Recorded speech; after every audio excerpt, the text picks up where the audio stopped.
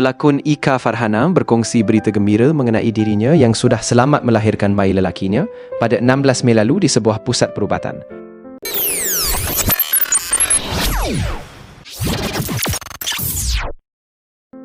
Menerusi perkongsian di laman sosial, Ika meluahkan rasa syukur setelah berjaya melalui proses melahirkan bayi sulungnya secara normal. Masya Allah, tabarakallah, the most beautiful moment of my life happened on 16/5/26. Alhamdulillah, baby L arrived safely through normal delivery, katanya.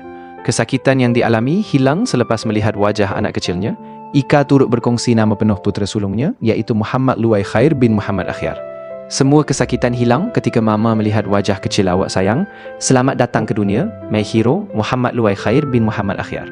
You are so loved, so precious, and already the biggest part of our hearts. We love you more than words could ever explain, kongsinya.